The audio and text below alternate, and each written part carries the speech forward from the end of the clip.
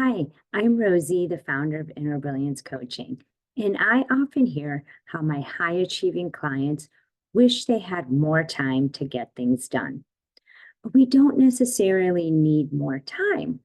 What can help to get things done is creating structure so you can flow through your day, leaving you feeling productive, successful, and happy. Now, I know some people think structure or systems and processes can be limiting, but they can systematize the tasks you repeat often. And that can liberate you to channel your energy into more creative efforts. So, I want to share my favorite tips from organizational guru David Allen. When I implemented his suggestions combined with my coaching concepts, I was able to, at one point in my life, work 3 jobs, stay healthy, and maintain loving relationships. Now, my main reason to create structure and get organized is so that you can effectively take action. And as I mentioned, I follow many tips from David Allen, who wrote the book Getting Things Done: The Art of Stress-Free Productivity. I just love that title. It's not getting things done being stressed and harried along the way. It's the art of stress-free productivity. And in his book, he basically states, when you're organized, you've made some basic decisions that allow you to flow more easily from action to action.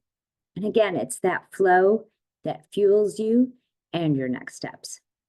So here are some specific tips I found the most helpful to get organized. There are so many, but again, these are my favorites, my top tips. The first is ritualize your behavior by putting time in your calendar to accomplish any goal you have, or at least the next step for a goal. This can work for any sorts of behaviors you'd like to ritualize, like a morning routine that sets the tone for your day. It's really helpful because you're more likely to do it or follow through on it, even if you have to move that next step you plan to do. Another tip is to categorize action steps into one of the 3 following areas. First, do immediately. Second, defer and do at a later time. Or third, delegate to someone else. When you do this, again, you're getting in action mode. If it's something that can be done quickly and immediately, do it and get it off your list. Don't even write it on your list. If it's something that would take more time, defer it, file it, put a time in your calendar to get it done. And then obviously delegate to someone else. Always fun to outsource if you can. The third tip is to create a to-do list for your goals with action steps that are based on where you're located.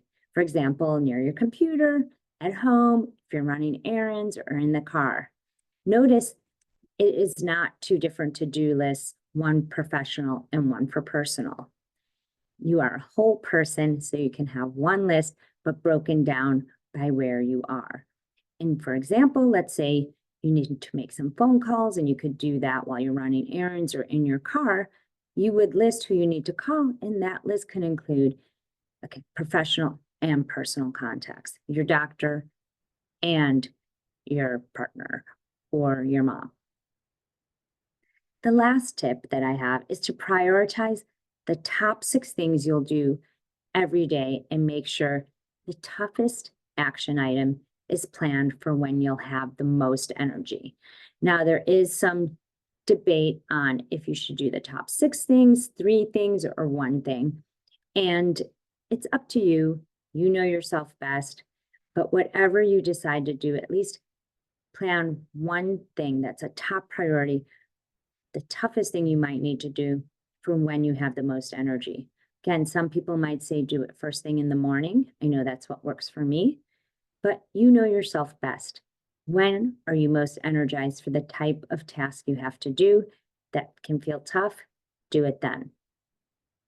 And so I hope you can see that although all these steps might feel like a lot of effort, taking the time to set your intentions and develop a plan will allow you to feel that you're easily leading your life in the direction you want. And that good feeling can fuel you along the way. Now, if you're struggling with creating structure or want any additional support, you can ask your friends or family for accountability. Or maybe you could join a community that can inspire you. Finally, you can work with a coach who can not only help you determine your most exciting goals, the ones you're most inspired to move forward with, but also the best way to pursue them for you. So that's the key. It's not just about being inspired, it's what is your secret sauce for success.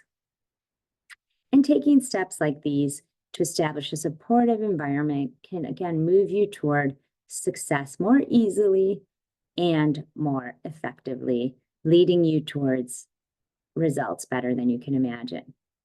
Now, these days, I help my clients use these same methods so that they can feel more energized as they seek to live life according to their own vision, and ultimately so they can flow through their lives and fuel their next steps.